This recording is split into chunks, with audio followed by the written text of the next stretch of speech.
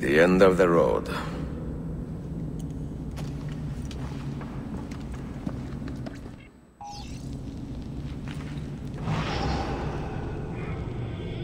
What do you hope to find behind that door?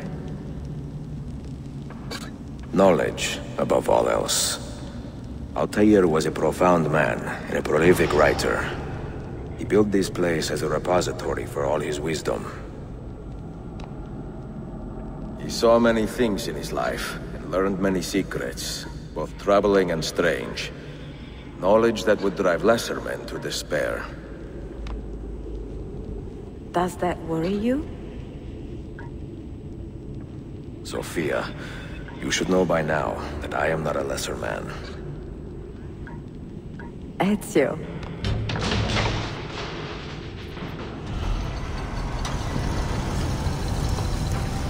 You had better come out of there alive. I plan to.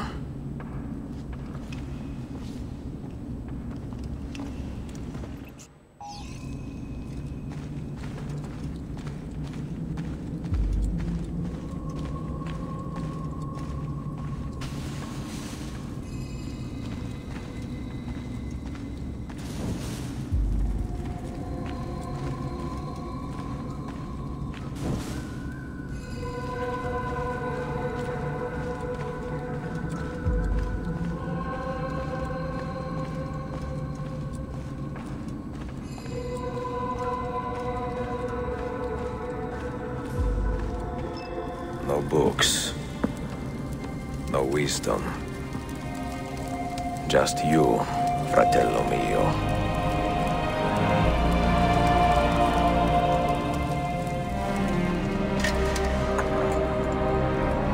Requiescat in pace, Altair.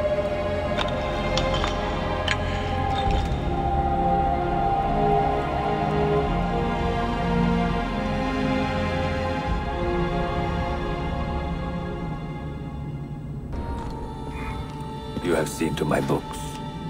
Yes. Some we sent with the Polos. The rest will go with me to Alexandria. Good. Very good. Father, I do not understand. Why did you build a library if you did not intend to keep your books? You should go. When the Mongols return, Masyaf must be empty. I see. This is not a library at all. It is a vault. It must stay hidden, Darim. Far from eager hands. At least until it has passed on the secret it contains. What secret? Go, son. Go be with your family. And live well.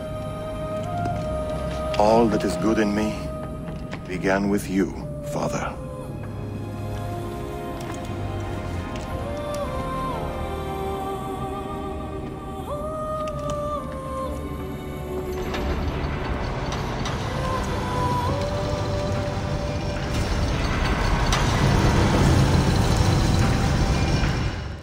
In much wisdom is much grief, and he that increaseth knowledge increaseth sorrow.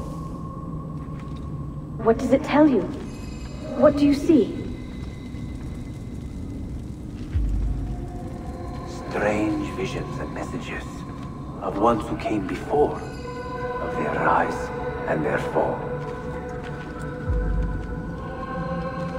But what happens to us, Altair? To our family? What does the apple say? Who were the ones who came before? What brought them here? How long ago? Get rid of that thing! This is my duty, Maria. If you are asked, say I sent the apple away. Tell them I sent it to Cyprus or Cipango, or that I dropped it into the sea. Tell them anything to keep men away from this place.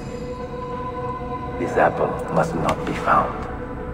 Not until the time is right.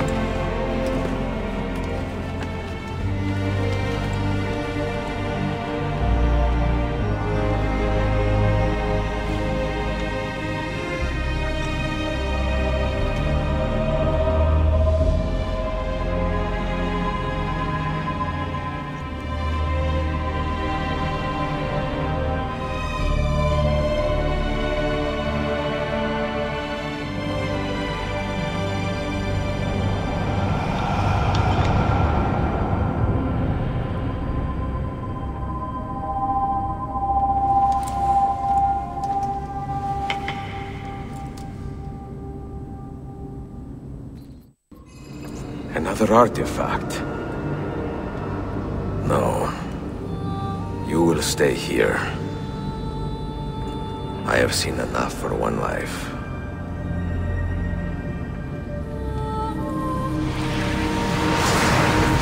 Desmond? He's talking to me? I heard your name once before, Desmond. A long time ago. And now it lingers in my mind, like an image from an old dream. I do not know where you are, or by what means you can hear me. But I know you are listening.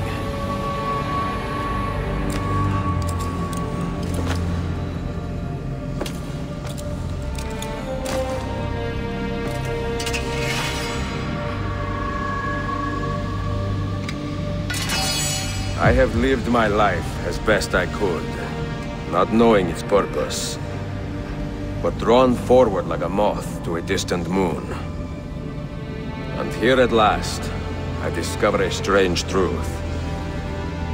That I am only a conduit for a message that eludes my understanding. Who are we, who have been so blessed, to share our stories like this? To speak across centuries. Maybe you will answer all the questions I have asked. Maybe you will be the one to make all this suffering worth something in the end. Now, listen.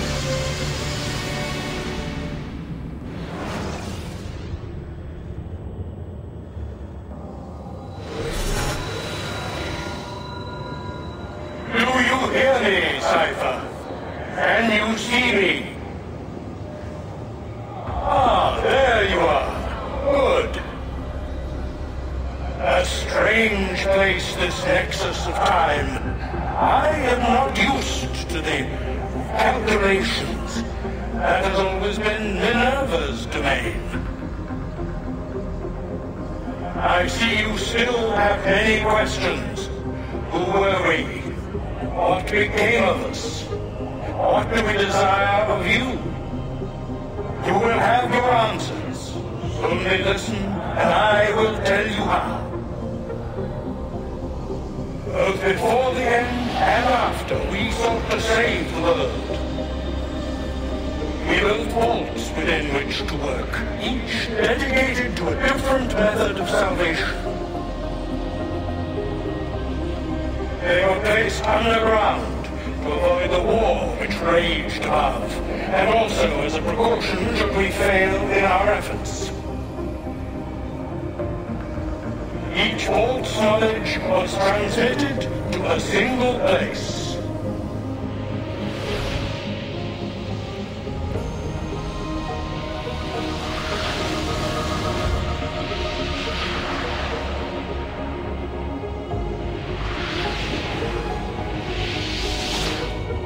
It was our duty, mine, Minerva's, and Juno's, to sort and sample all that was collected.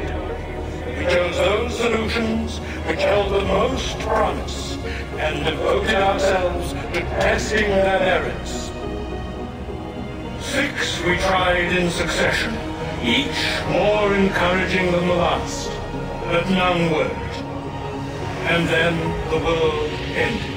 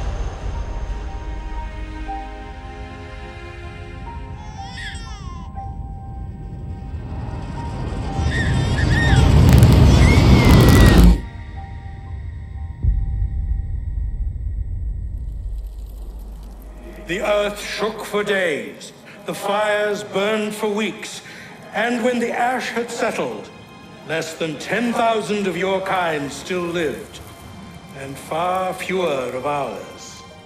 But we carried on, together, to rebuild, to renew. Listen, you must go there, to the place where we labored and lost. Take my words, pass them from your head into your hands. That is how you will open the way. But be warned, much still remains in flux, and I do not know how things will end, either in my time or yours.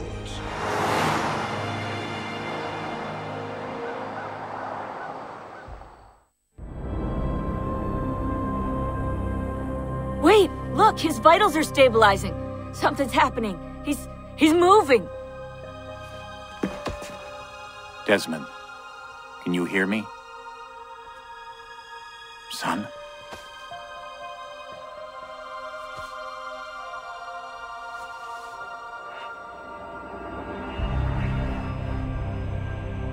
I know what we need to do.